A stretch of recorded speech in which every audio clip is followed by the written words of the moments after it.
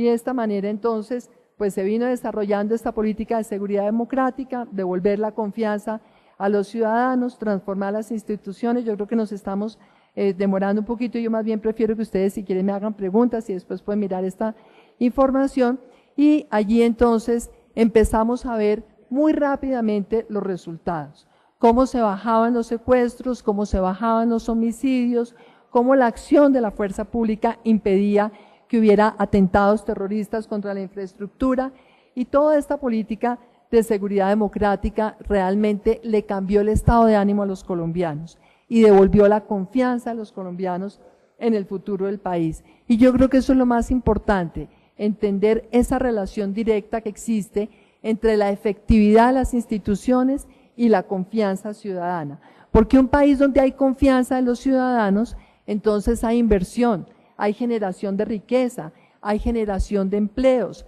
hay obviamente desarrollo en materia de investigación, de tecnología, hay una agenda mucho más ambiciosa en materia de exportaciones, de participación en distintos escenarios internacionales, de tal forma entonces que era crítico solucionar estos dos problemas, los homicidios y los secuestros. Estas láminas que yo acabo de pasar acá rápidamente, básicamente muestran algunas de las acciones que hicimos sobre cómo recuperar la confianza, cómo convocar a la ciudadanía, cómo desarrollar una mayor participación ciudadana, procesos más localizados en materia de seguridad, y un tema por el cual me devolví que es muy importante, es el tema de la transparencia. Cuando uno busca que haya confianza en las instituciones, tiene que estar dispuesto a hacer un manejo del Estado que sea absolutamente transparente. Lograr un Estado que sea eficiente, que sea transparente y que le rinda cuentas a los ciudadanos. Yo creo que ese es un requisito sine qua non de la democracia del siglo XXI. Ningún ciudadano quiere estar adivinando qué hacen sus gobernantes. El ciudadano, para poder confiar en sus gobernantes, tiene que saber exactamente cómo se toman las decisiones, cuáles son los pros y contras que se tienen en cuenta al tomar determinada decisión, y siempre garantizar que esas decisiones se estén tomando en función del bien común. Lo que convenga a la mayoría es lo que tiene que priorizarse por parte de quienes están al frente del manejo del Estado. Y en el tema de transparencia, algo muy importante, les decía, por lo cual regresé esta diapositiva, tiene que ver con el manejo de los presupuestos. Hoy por hoy, el gran problema que tiene la democracia, la gran pérdida de confianza en la clase política, se llama corrupción. Y la corrupción es el mal del siglo XXI, en todos los países del mundo, en los países ricos y en los países pobres. Luego, cuando realmente uno tiene claro que la obligación como funcionario, la obligación al frente del manejo del Estado, cualquiera que sean las ramas del Estado que se esté manejando, es ser eficiente, pero además garantizar esa transparencia, yo creo que todo eso realmente va en la línea de mantener confianza en las instituciones y de lograr realmente un apoyo ciudadano hacia el Estado. El tema del manejo de los recursos es absolutamente indispensable, y allí yo quisiera contarles, en cuanto a la experiencia mía personal, no es fácil ser mujer en un Ministerio de Defensa, pero es muy difícil además ser mujer en un Ministerio de Defensa en un país en conflicto, y esa era la situación de Colombia. Cuando a mí me nombraron ministra de Defensa, había 2 mujeres ministras de Defensa en el mundo. Una, Michelle Bachelet, en Chile, importantísima, por supuesto, con una trayectoria maravillosa, y otra, Michelle Alliot-Marie, en Francia, una mujer también con muchísimas credenciales, pero alguna vez que nos reunimos las 3, yo les decía, qué dicha si yo fuera una de ustedes 2, porque ninguna de las 2 vive en un país en conflicto, y yo sí. Luego acá el Ministerio de Defensa mío es ejerciendo todos los días un trabajo que realmente nos permita a nosotros acabar el conflicto y al mismo tiempo demostrar que las mujeres sí somos capaces de estar al frente de las fuerzas militares en nuestros países. Y uno de los temas en donde realmente creo que hice un cambio importante en Colombia fue demostrar que el control civil sobre las fuerzas militares y sobre la policía hay que ejercerlo plenamente, hay que ejercerlo a fondo, porque creo que para la democracia es esencial que haya control civil sobre las fuerzas militares. Hay países donde el control civil realmente se limita quizás a determinadas decisiones estratégicas, pero que no entra con profundidad en otros temas. Y creo que en el tema de las fuerzas militares, en el mundo entero, siempre habrá una gran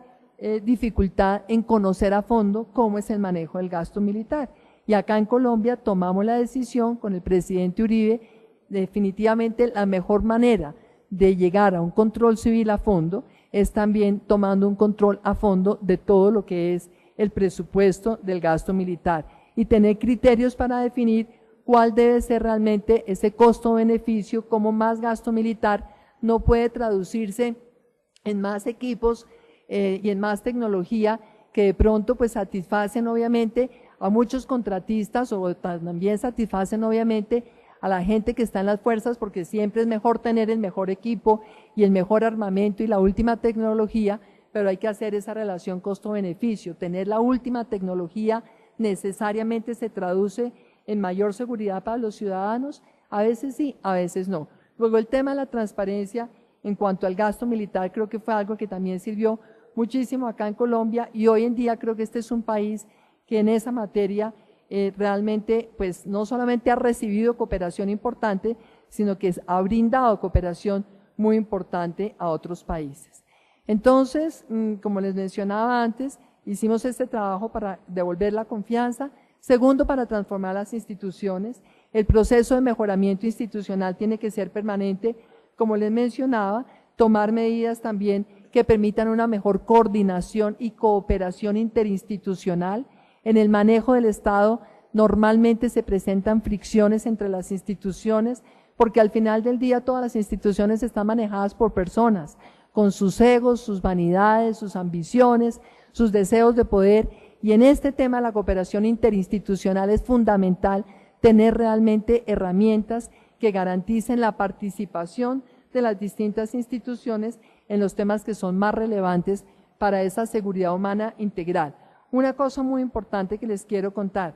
dentro de los cambios que hicimos con esta política de seguridad democrática con el presidente Uribe, precisamente fue definir que el propósito de nuestras fuerzas militares y la policía era la protección del ciudadano.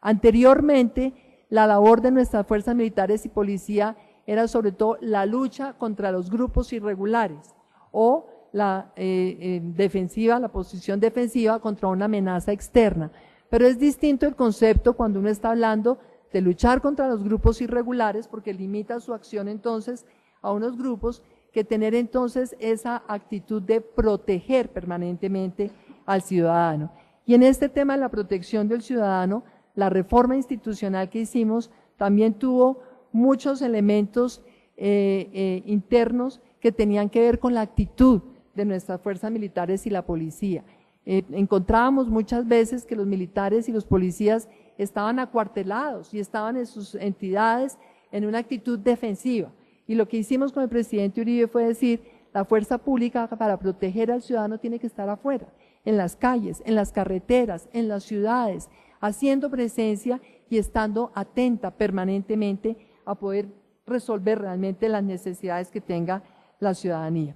Y realmente en este tema de la reforma institucional, la recuperación de la confianza, también creímos que era muy importante tener una acción nacional y unas estrategias internacionales. Más cooperación internacional, porque ya lo que se había hecho con Estados Unidos, con Europa era importante, pero no era suficiente. Nos dedicamos a buscar cooperación con los países fronterizos con Colombia, unos acuerdos de cooperación que han dado muy buenos resultados. Lamentablemente no pudimos hacer acuerdos de cooperación con todos los países fronterizos. Para no señalar con cuáles no, voy a decir con cuáles sí. Hicimos un excelente acuerdo con Brasil, un excelente acuerdo con Perú, un excelente acuerdo con Panamá, y esos 3 acuerdos realmente a Colombia le permitieron contener la labor de la guerrilla en la frontera, contener la entrada y salida de narcotráfico en la frontera y complementarse con las fuerzas militares y de policía de esos 3 países en el intercambio de información que sirviera obviamente para una acción mucho más efectiva por parte de la policía y del ejército de Colombia. Otra cosa que me parece tal vez interesante de mencionarles es cómo realmente nosotros trabajamos con el presidente Uribe en esta política de seguridad democrática bajo la idea de que lo que el país necesitaba era tener presencia integral del Estado en todo el territorio, y que la presencia integral del Estado en todo el territorio no era entonces solamente fuerza pública, sino que se requería la presencia de las otras áreas del Estado. Entonces aquí básicamente, pues cómo hicimos nosotros en ese momento fue básicamente definir, si tenemos una buena política de seguridad, entonces eso nos va a generar más confianza. Si hay más confianza, eso entonces va a generar más inversión. Esto va a servir también para que haya mucho más desarrollo social en el país y, por supuesto, es necesario que haya crecimiento económico, generación de empleos, por lo cual hay que trabajar también en una agenda económica, en una agenda fiscal que garantice, obviamente, contar con los recursos necesarios para que se dé permanentemente esta labor de desarrollo económico y de generación de empleos. Entonces, digamos que los 4 ejes principales que se definieron en ese gobierno estaban sustentados en la política de seguridad democrática, pero obviamente con esa visión integral de las distintas actividades que había que desarrollar. Para la violencia, entonces, pues la política de seguridad. Para lograr una tasa de empleo o unos niveles de empleo superiores, entonces el desarrollo de una agenda de inversión, de recuperación de confianza y de crecimiento económico. Para mejorar las condiciones de vida, pues una política de orden social que se denominó una política de inclusión social. Y por último, para lograr realmente que hubiera una